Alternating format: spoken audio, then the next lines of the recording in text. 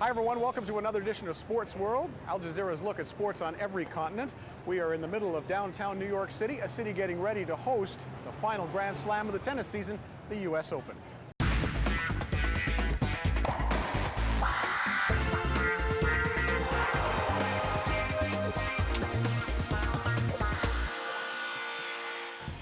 And coming up on the show, how good is this guy? The 20-year-old Serbian kid many think is ready to challenge the top players in the world. The Serbs are also making noise on the women's side. Two of them have rocketed into the world's top 5, and we'll talk with both. You cannot be serious. John McEnroe offering his opinions on electronic line calls and more. And also coming up, a chat with the fastest man on the planet this year ahead of the World Athletics Championships in Japan. But first, we are here for tennis, and all of tennis right now is talking about a young man from Serbia named NOVAK Djokovic. He has shot into the top 5 rankings in the world this year on the men's side, and he has beaten all the big names, including Roger Federer recently at a warm-up tournament in Montreal. And in talking with tennis writers, fans, and other players, the consensus is that NOVAK Djokovic could be the next big star in this game. There is the number 1 player in the world, Roger Federer. Then there's the number 2, Rafael Nadal. And after that, well, America's Andy Roddick was number 3, but has been looking over his shoulder lately at some rising young stars in the game. And none has been more impressive this year than Serbia's NOVAK Djokovic. This is, obviously the biggest 6-7 months of my career, and I showed my quality already in the start of the season, and winning this major tournament in Miami, playing the finals of Indian Wells. So it was very important for me to keep it up even after that, which I did, and played the 2 semifinals in French Open and Wimbledon, and the season is going great for me. I mean, I'm 3rd player of the world in this year, and I'm one of the most consistent players. I played a lot of matches though, so my body is a bit tired, but the year is still not over. I'm playing with a lot of confidence and motivation. I'm really looking forward to the end of the year. Well, he's a terrific player, and I mean, he's got all the shots, really. And in a way, I hate to do this, but I compare him a little bit to Federer. Except for the fact he has a 200 backhand, he really can do everything. He's very quick. And I watched him at Wimbledon in a couple of matches, really important matches, and I was amazed at how well he served. And I was also amazed at how well he played on the tough points, because up till now, I think there was always a bit of a feeling, may have been a little bit, he's a totally charming guy, very easygoing guy, but maybe he's just not quite mean enough, nasty enough, tough enough in the tough situations. His popularity obviously is increasing everywhere. After the performances, especially in Miami, when he beat Nadal and then he ended up winning the tournament, and Roland Garros, where he played quarterfinals, or Wimbledon, where he played semis, obviously his popularity is much bigger. So yeah, you get a lot more requests, which makes my work more difficult, but it's also pleasant because only people important like you guys come and do a short interview with him. With his victory in Canada, Djokovic took over the number 3 ranking in the world. And although he did beat the numbers 1 and 2, he admits he still has some more wins to post before he can be on the level of Federer and Nadal. We're talking about the 2 best players in the world, and maybe one of the best players ever. Basically Federer is getting there very soon, and Nadal is winning a lot of tournaments, has a positive score against Roger. So they're very dominant. They're winning 90% of the tournaments out on the tour. So it's difficult to play against them, but you always try to get something new from the matches against them, and try to be positive and just improve your game so you can win and try to get them. But of course they are pretty far away looking at the stats and points. But I'm not in the rush anywhere. I'm 20 years old, and there's a lot of time, and they're not going to be forever there.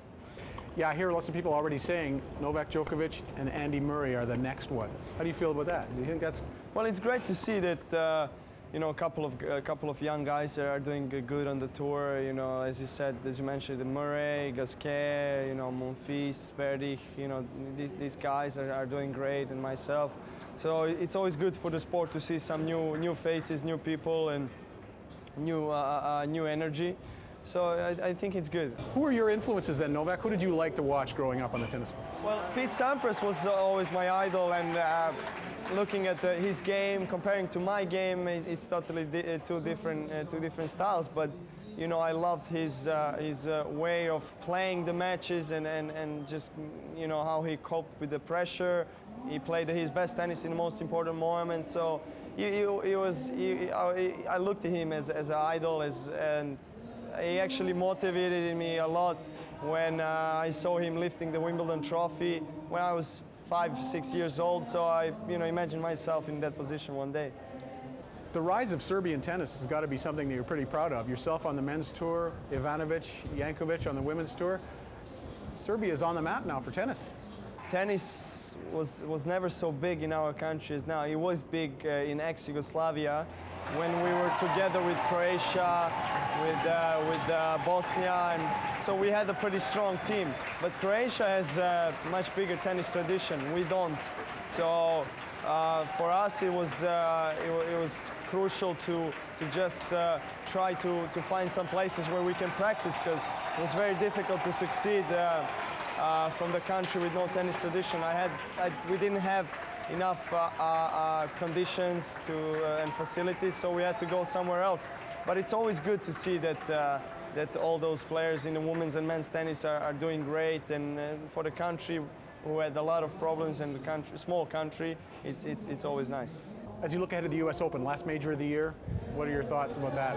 U.S. Open is you know, the last Grand Slam of the year. It's the most important tournament in this period of the year, and everybody's trying to prepare as much as they can to be 100% ready for the big Grand Slam. But this year is another story. I won a major in Miami, exactly on this surface, so probably I prefer this surface. It's my favorite, the hard courts, and you know, I showed my quality, and I can say that playing with a lot of confidence right now, and I can expect to do well in a US Open. You're looking at one of the more iconic views in New York City. That, of course, is the Statue of Liberty on Liberty Island. She's been welcoming immigrants and newcomers to this country for years.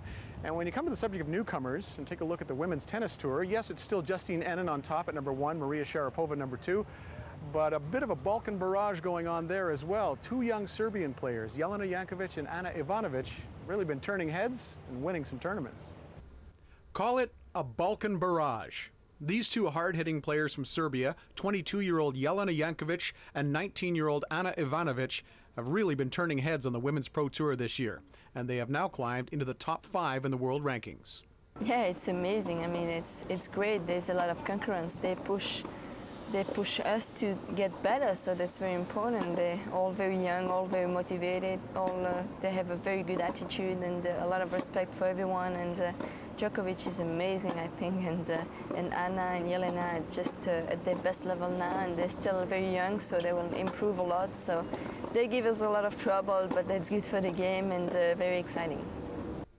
Ana Ivanovic and Jelena Jankovic met head-to-head this month in a tournament in California.